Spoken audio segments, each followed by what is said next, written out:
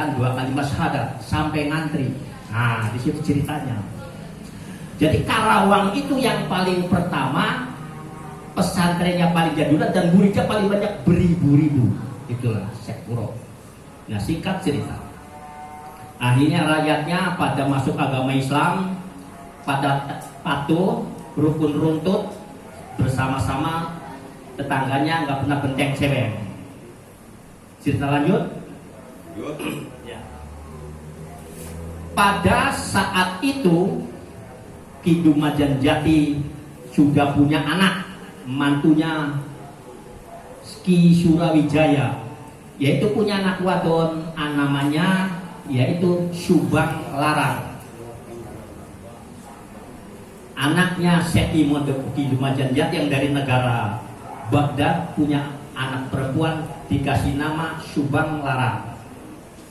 Diserahkan kepada Syekh Puro, anaknya baru umur 8 tahun. Tapi karena walaupun dia kiai, tapi nggak bisa ngajak, tetap diserahkan kepada temannya yaitu Syekh Puro. Singkat cerita, dari umur setahun 2 tahun dengan sampai dari umur 8 tahun sampai umur 20 tahun, Ki Subang Larang menjadi seorang santriwan, ya, seorang santriwati yang soleh, yang pandai dan cerdas otaknya. Itu keturunan orang dari Baghdad, yaitu disebut Syekh Ki Dumajan Jati. Bapaknya rajin puasa, namanya Puak. Namanya apa? Yes, Ki Dumajan Jati. Dia Itapa jawab dari bahasa Jawa, suka puasa terus. Setelah 20 tahun, anaknya udah dewasa, para prajurit kontrol dari negeri Pajajaran. Setelah kontrol, nah di sana Prabu Siliwangi istrinya meninggal dunia, yang namanya Kentring Manik Mayang Sunda. Sudah 3 tahun lamanya dia menduda, tapi prajurit dan pengawal mengajukan Tuan kan suaminya, istrinya udah meninggal, lebih baik tikahi saja itu salah satu selir. Tapi Prabu Siliwangi adil. Saya tidak mau menikahi selir salah satu, takut yang lain ngiri. Tetap selir saja. Nah, ya udah Tuan, di sana order paling cakep. Saya belum mau menikah, belum percaya kau ngomong apa juga. Jadi alasannya apa Tuan bisa nggak mau menikah? Saya mau menikah asal ada seorang perempuan yang cakepnya sama seperti istriku yang telah meninggal dunia, yang namanya Kentring Manik Mayang Sunda. Oh, hanya itu. Kalau begitu baiklah Tuan. Kalau Tuan tidak percaya, ikut saya saja. Di sana maaf nih, bukannya kita jelekin Tuan. Istri yang utuh itu kalah, nggak ada separuh-paruhnya, dan yang benar-benar Tuan. Jujur. Jadi nggak zaman sekarang. Kalau sekarang ada yang cakep ya nggak disiterin ke orang. Ini langsung jujur. Akhirnya karena Allah punya kehendak, Prabu Siliwangi ngikut. Ayolah ke Karawang, sampailah ke pesantren Syekh Puro. Begitu sampai uluk salam disambut, permisi, diterima dengan baik. Singkat cerita, Tuan, saya dari Pajajaran. Katanya Tuan punya anak santri perempuan. Bagaimana kalau dikelas saja sama saya, boleh nggak? Syekh Puro baru jawab, ini bukan anak saya, sekedar saya yang menguruskan, ini anak saudara saya. Namanya Subang Larang. Oh baik. Bagaimana kalau ketika aja mas saya nggak punya istri? Akhirnya dia jawab, nanti saya panggil dulu anakku. Begitu dipanggil, Subang Larang orangnya putih pelok-pelok, tuh.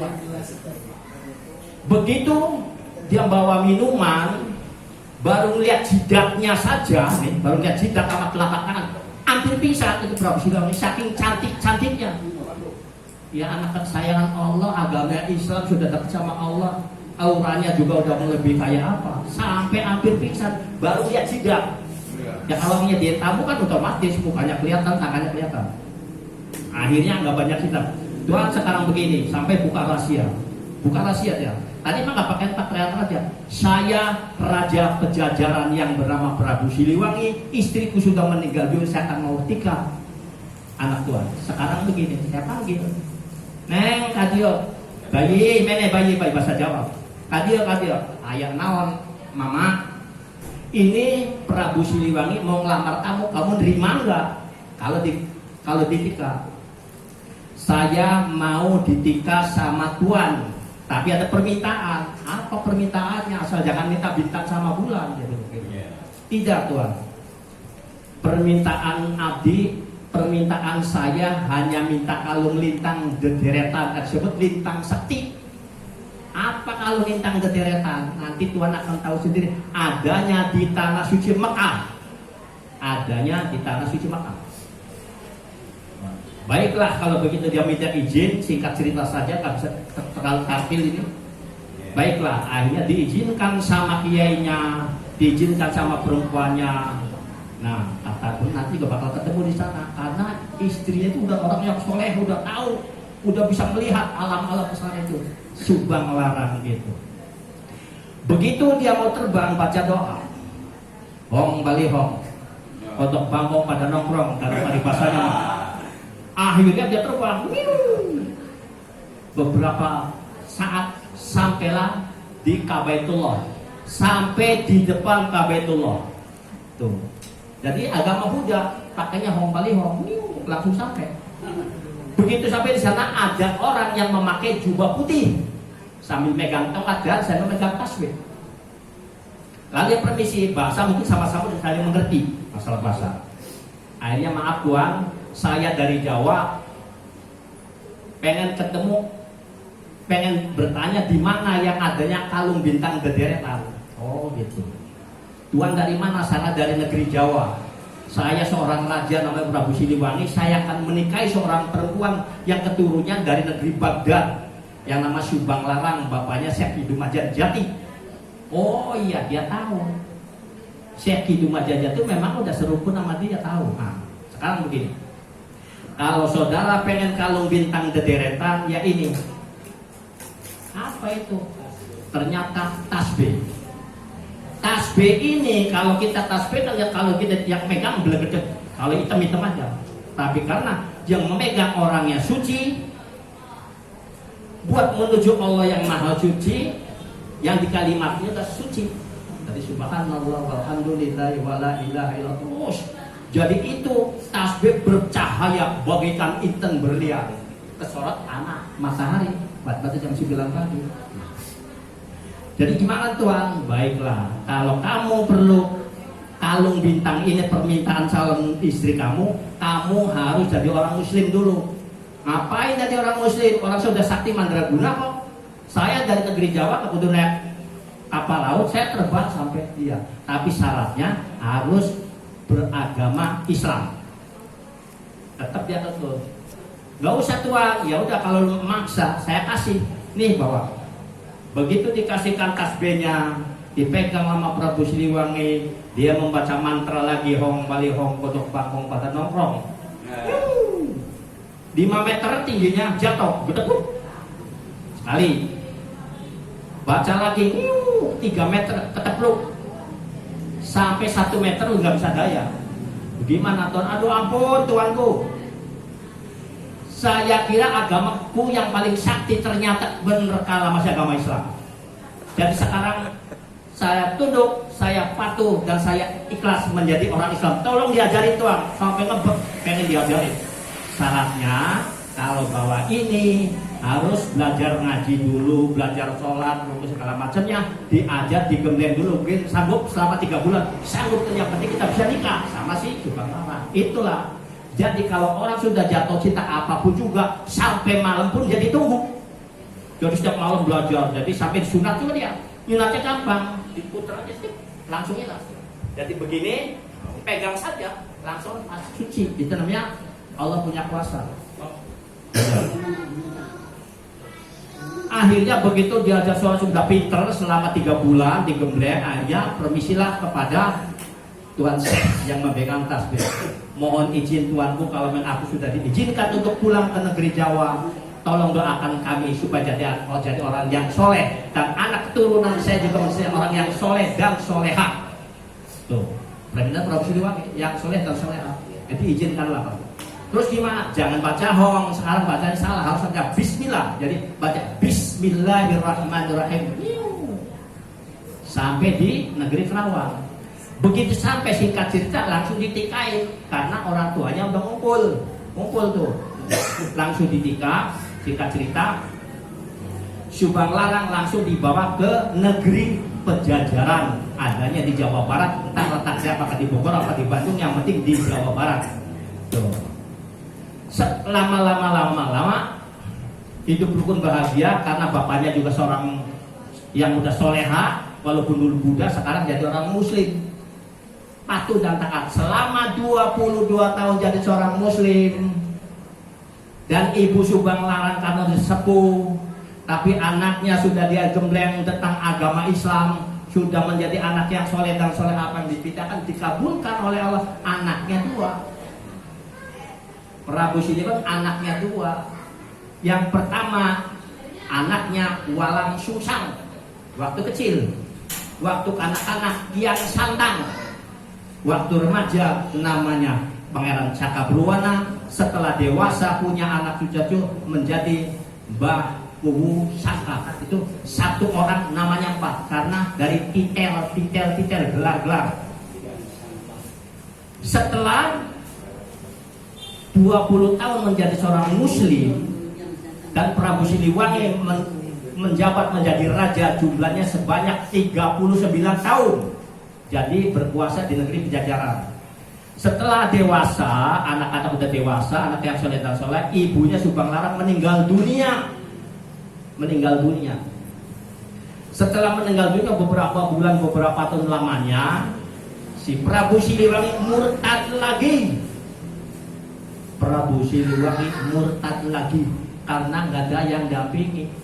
Namanya kalau sudah murtad, anak dan orang tua pun juga akhirnya berselisih paham. Selalu ada perselisih. Jadi Kian Santang punya adik namanya Nyimas Rara Santang. Nyimas Rara Santang itu adiknya perempuan. Lanjut cerita, akhirnya kakak dan adik ini, ayo kak, daripada kita hidup berselisih paham dengan orang tua, dengan bapak, kita hijrah saja ke negeri Cirebon.